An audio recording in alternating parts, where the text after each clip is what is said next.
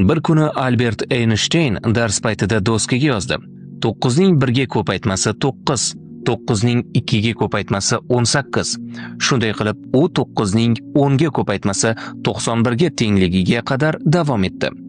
Einstein xato qilgani uchun sinfdagilar kulib yuborishdi.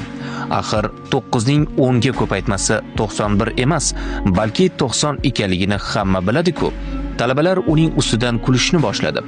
Einstein hammaning jim bo'lishini kutib, shunday dedi: 9 ta masalani to'g'ri yechganimga qaramay, hech kim meni tabriklamadi. Ammo bitta xato qilishim bilan hamma kulib yubordi. Bu shuni anglatadiki, inson qanchalik muvaffaqiyatli bo'lmasin, jamiyat uning eng kichik xatosini ham payqaydi. Shunday ekan, bugungi saboq shuki, xatolar bu jarayonning ajralmas qismi.